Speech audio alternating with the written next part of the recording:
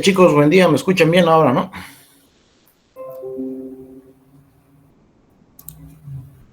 Sí, doctor. Ya.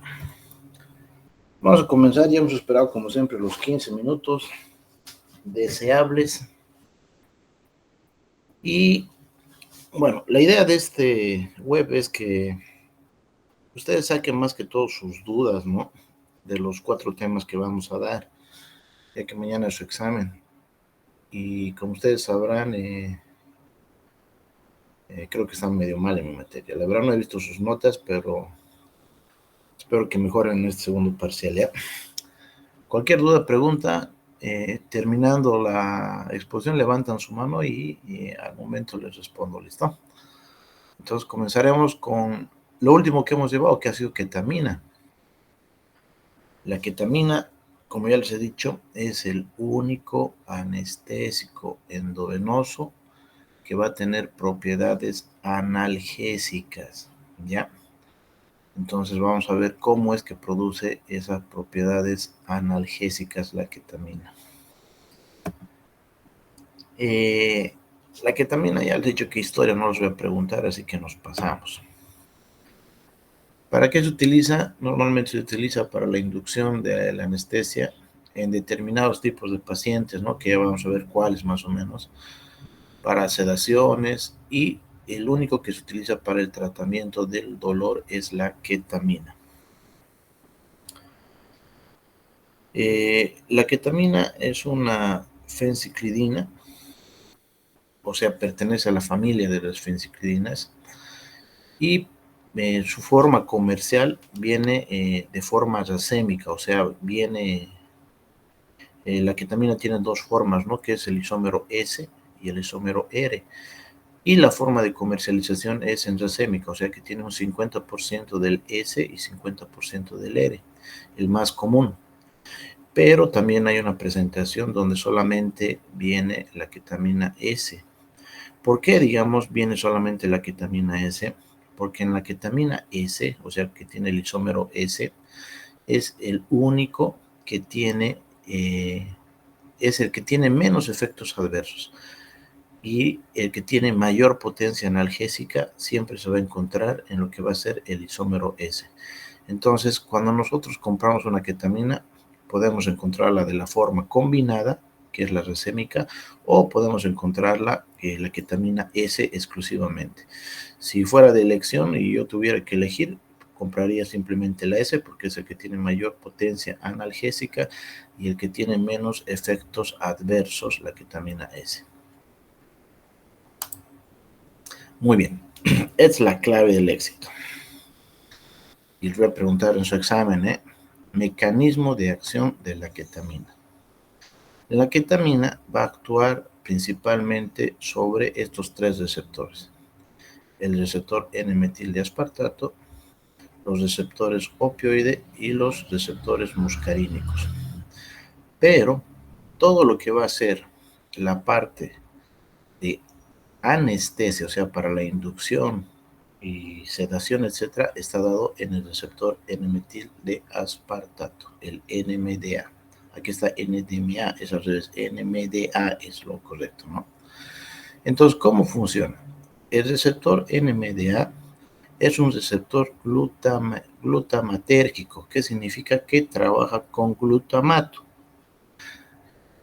El glutamato se une a este receptor y apertura canales de sodio. ¿Para qué? Para que la neurona postsináptica se excite y transmite el impulso nervioso.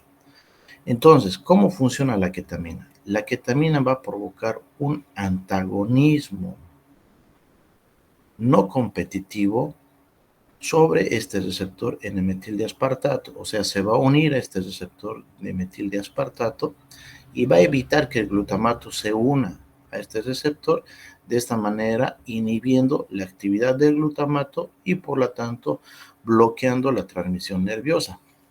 Es así como se va a producir la anestesia disociativa, porque el nombre que recibe es anestesia disociativa cuando hacemos con ketamina. Entonces, el N-metildiaspartato va a ser el receptor que va a provocar la anestesia disociativa.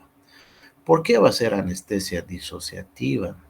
Y no va a ser una... ¿Por qué no tiene otro nombre, digamos, como en las benzodiazepinas, propofol y barbitúricos? Porque va a provocar una disociación entre lo que va a ser principalmente la corteza y el sistema límbico. O sea, va a estar inhibido la corteza por este mecanismo del receptor N-metildiaspartato, pero el sistema límbico va a estar totalmente normal, sin ningún tipo de inhibición. Entonces, al haber este tipo de disociación, no van a trabajar juntos el sistema límbico y lo que va a ser la corteza. Entonces, por eso se llama anestesia disociativa. Entonces, ese es el mecanismo de acción que va a darse en el sistema nervioso central. Va a haber una depresión de la corteza cerebral y el tálamo, y va a haber una estimulación de lo que va a ser el sistema límbico, el hipocampo. Entonces, por eso va a haber una desorganización entre lo que va a ser la corteza y lo que va a ser el sistema límbico principalmente, y de esa manera se va a producir la anestesia disociativa, que es el nombre que tiene la anestesia que se da cuando se da con ketamina. ¿Ya? Ahora, ¿cómo va a provocar analgesia? Entonces, porque la ketamina ya he dicho que va a provocar analgesia.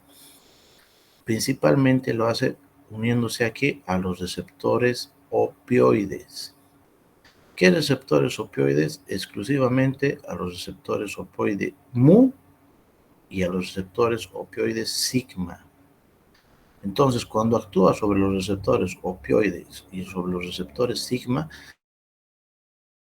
es que va a provocar su efecto analgésico. También hemos hablado que la ketamina, ¿qué va a provocar? Va a provocar lo que va a ser broncodilatación, como a través de los receptores muscarínicos M1, M2, M3, pero principalmente los M1. Entonces, la ketamina, aparte de producir la anestesia disociativa, va a provocar analgesia y va a provocar broncodilatación. ¿Cómo?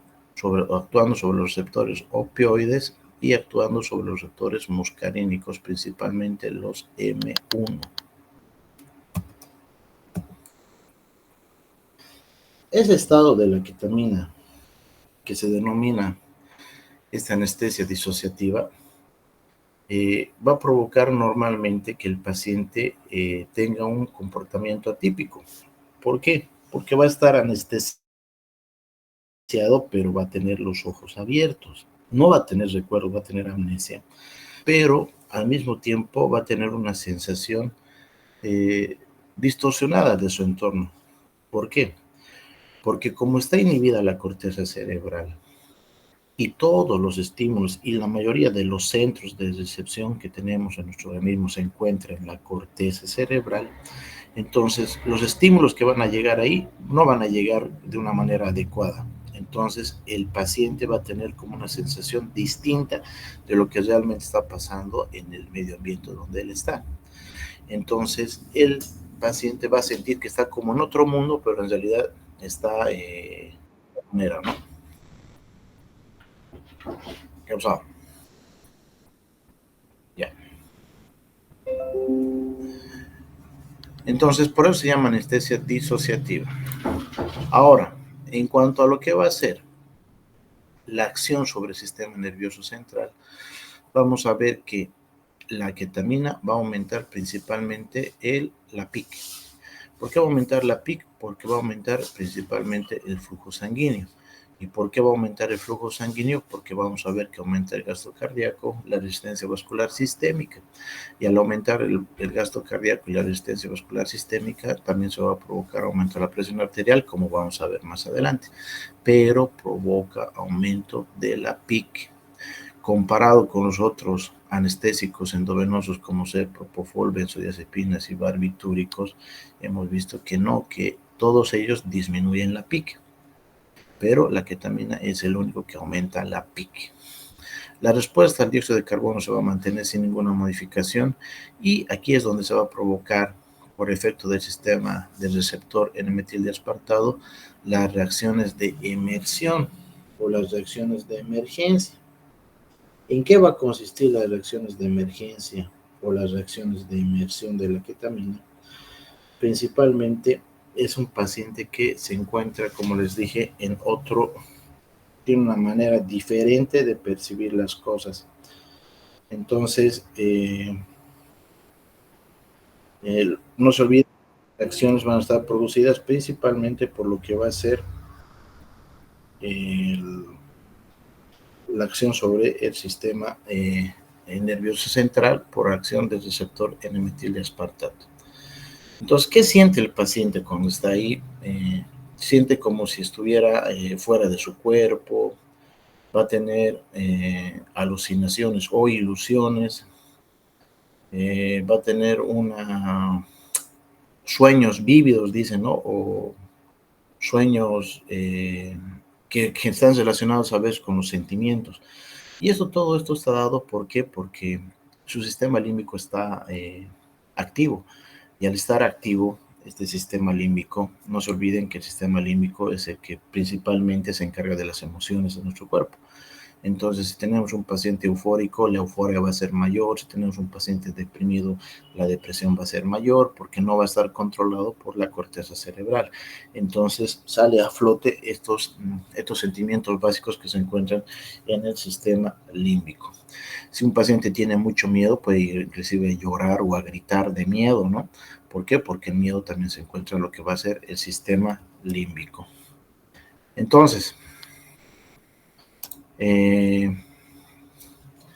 es el mecanismo de acción a nivel del sistema nervioso central.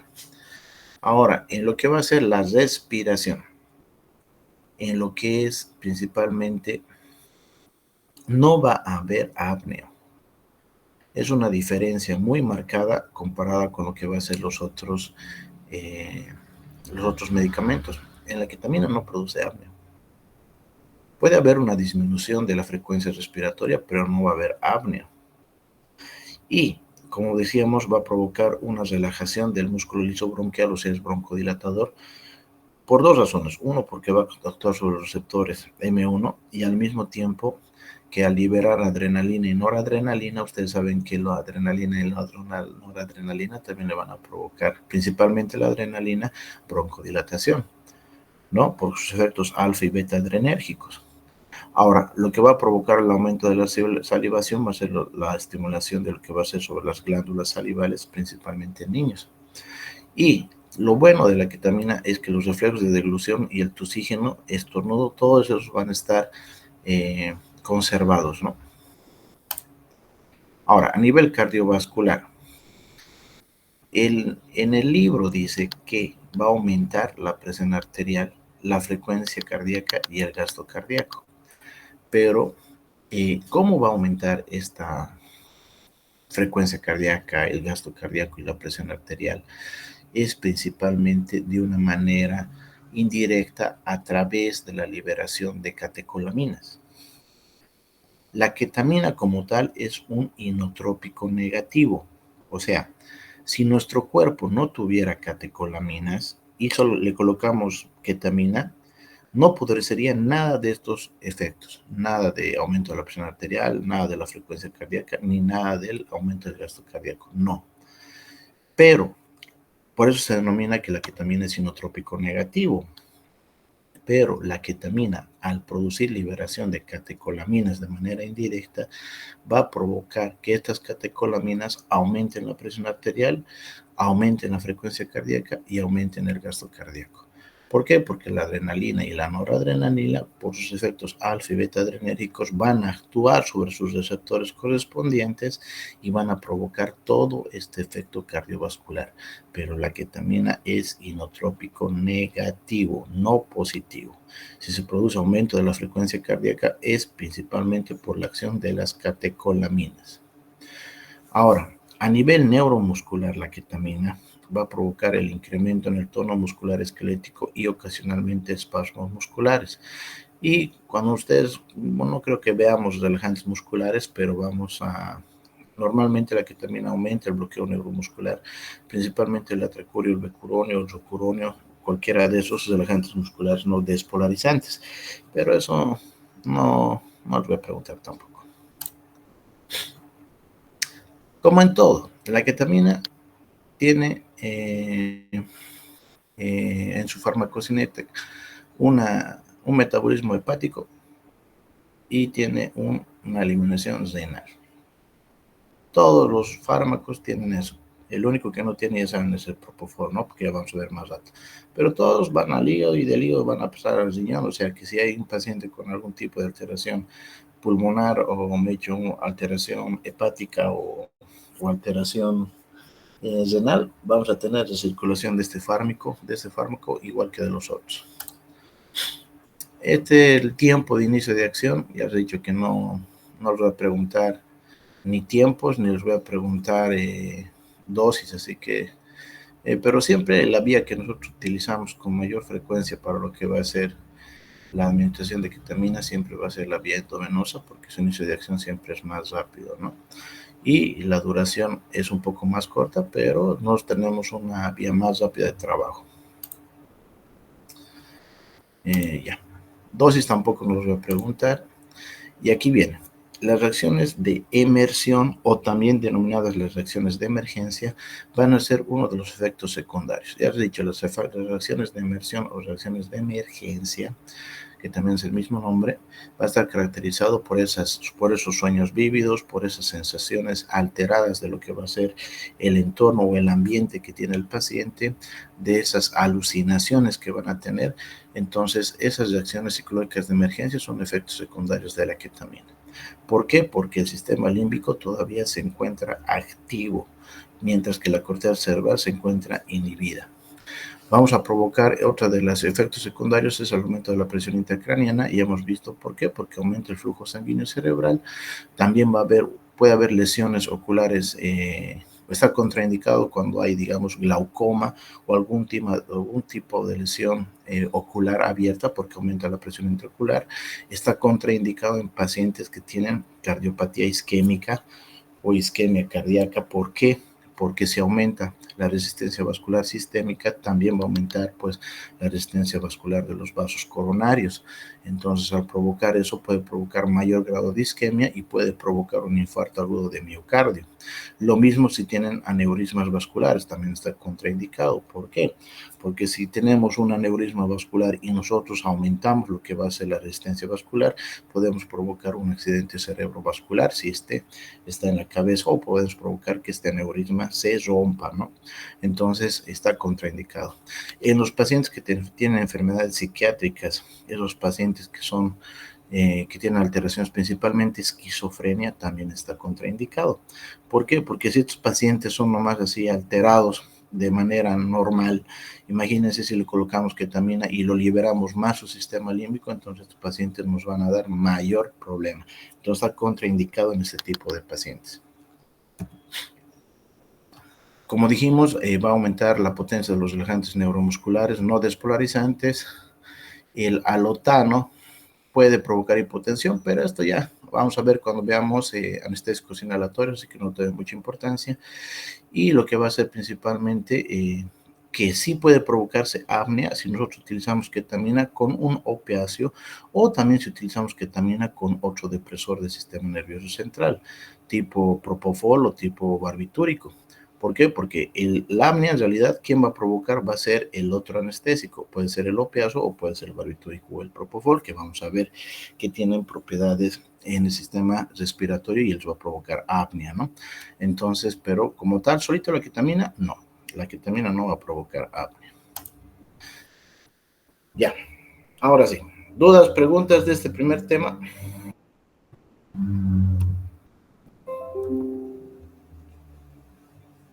Buenos dias, doutor.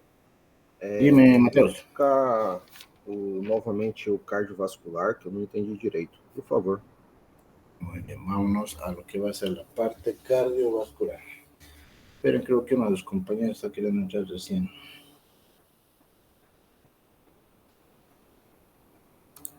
Ya. Vámonos cardiovascular.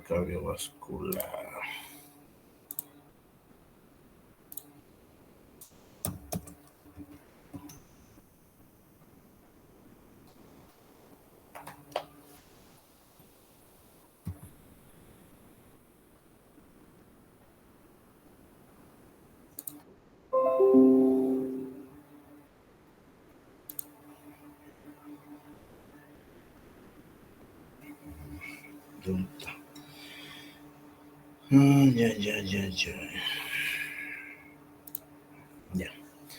Le hemos dado opción a sus compañeros. Muy bien. A nivel cardiovascular, Mateos, la ketamina principalmente va a provocar que aumento de la frecuencia cardíaca, aumento del gasto cardíaco y aumento de la resistencia vascular sistémica.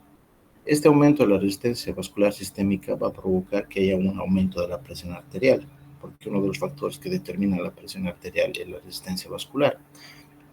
Entonces vamos a tener aumento de la presión, aumento de la frecuencia y aumento del gasto cardíaco.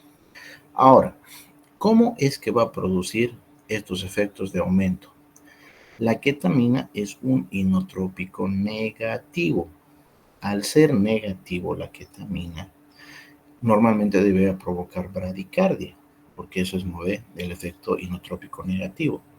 Pero por una liberación de catecolaminas que produce la ketamina, estas catecolaminas van a ir a provocar que aumente la frecuencia cardíaca, aumente la resistencia vascular sistémica y al aumentar estas dos va a aumentar el gasto cardíaco, pero por acción de las catecolaminas, en este caso adrenalina y noradrenalina. La adrenalina y la noradrenalina tienen efectos beta y alfa adrenérgicos. Entonces, al ser liberados por la ketamina, la adrenalina y la noradrenalina van a actuar sobre los receptores alfa y sobre los receptores beta, y en los receptores beta ustedes saben que va a actuar sobre el corazón y va a provocar taquicardia.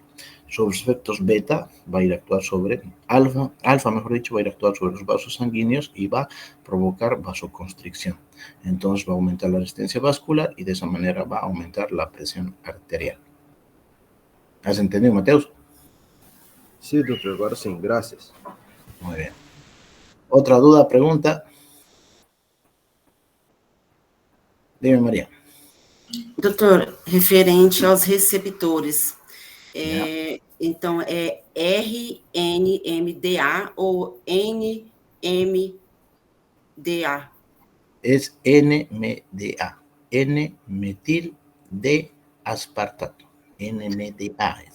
Aquí en las diapositivas está NDMA, creo que está mal, pero es NMDA, N-metil D aspartato.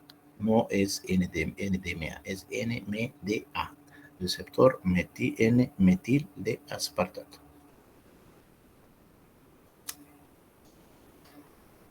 Otra pregunta.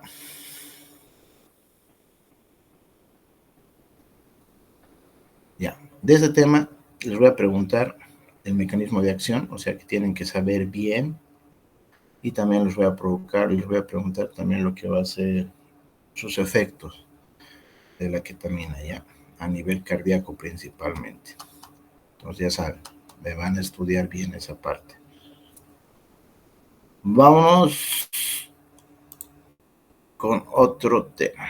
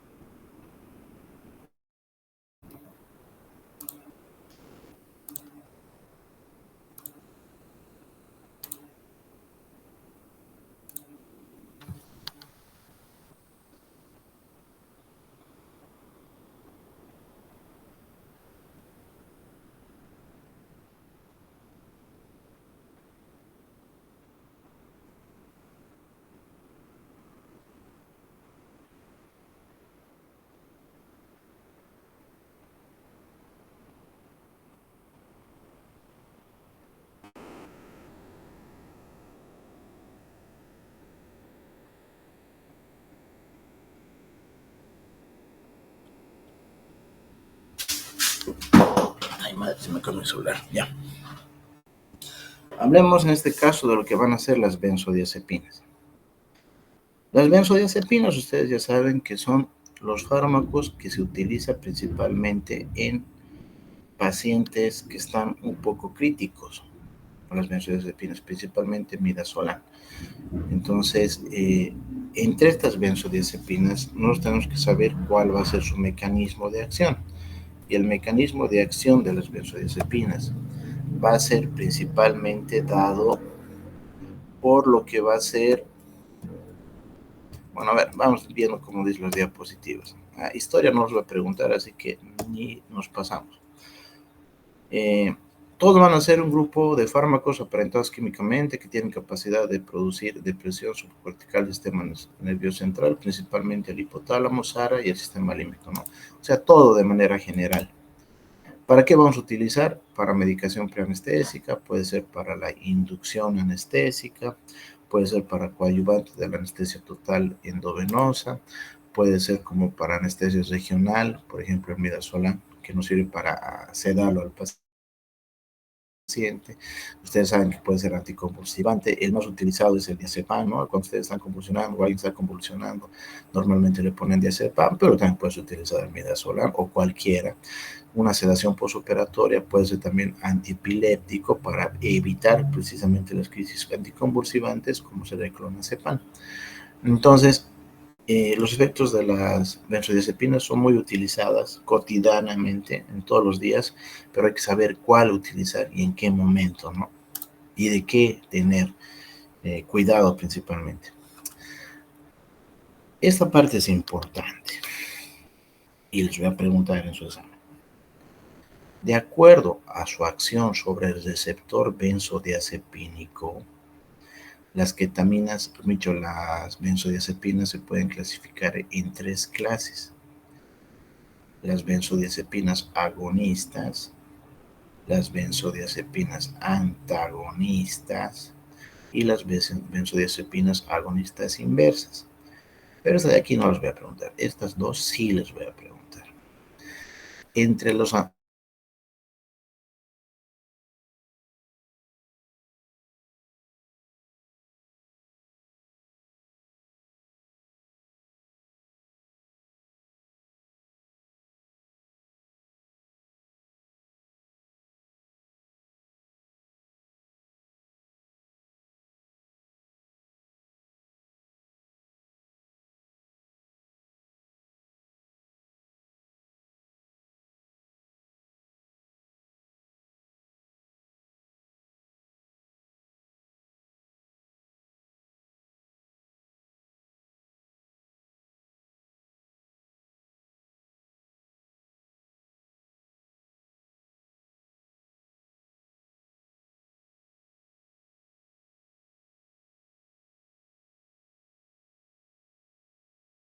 ahora, ¿cómo va a ser el mecanismo de acción? Este mecanismo de acción va dado para lo que va a ser tanto benzodiazepinas, barbitúricos y propofol, el mismo mecanismo de acción. ¿Qué es lo que hace? Potencializa la acción del GABA. ¿Cómo? Uniéndose al receptor GABA. ¿Para qué? Para que ingresen los iones cloro o aperturando los canales de iones cloro para aumentar la negatividad de la membrana y de esta manera provocando una hiperpolarización de la membrana postsináptica. Al estar hiperpolarizada esta neurona postsináptica, no va a poder transmitir ningún impulso nervioso, por lo tanto va a haber una inhibición de lo que va a ser la transmisión nerviosa, entonces se va a provocar de esa manera el mecanismo de acción de los 3, barbitúricos, propofol y benzodiazepinas. Ahora, siendo más específicos, vamos a hablar del receptor GABA. ¿Qué es el receptor GABA-A? Ahora, ¿cuál de los GABA-A? Porque tenemos 5 subtipos, ¿verdad? Entonces, las benzodiazepinas van a actuar principalmente sobre los receptores GABA-A, alfa 1 y alfa 2. Esto lo voy a preguntar en su examen. De los receptores GABA-A, alfa 1, vamos a tener las propiedades principalmente de sedación, amnesia anterógrada y la propiedad anticonvulsiva. Mientras que lo que va a ser en el receptor alfa 2 vamos a tener solamente 2 reacciones que van a ser la ansiolisis y la relajación muscular.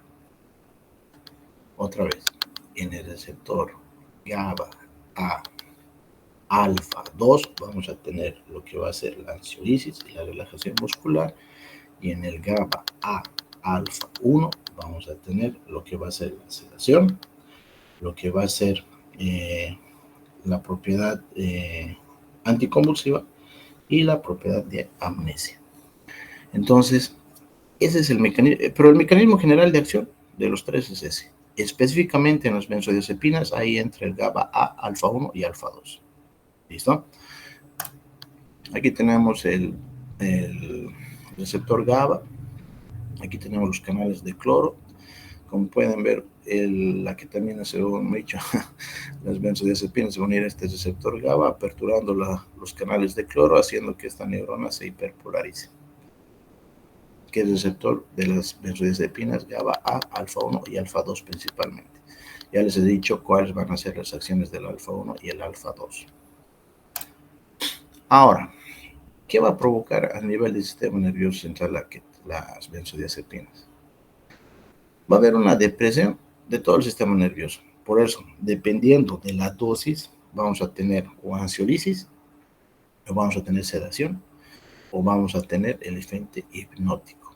¿De qué va a depender? De la dosis que tengamos. A mayor dosis, efecto hipnótico. A menor dosis, efecto ansiolítico.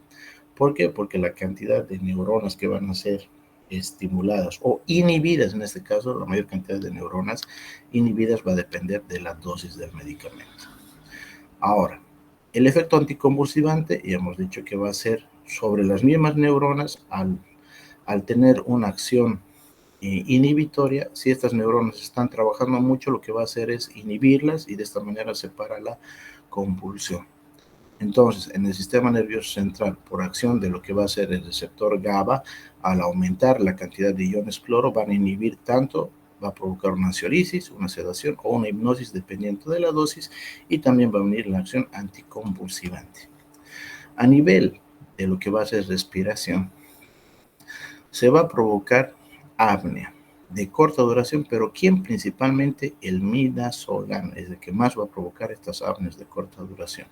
Los demás sí producen disminución de presión respiratoria,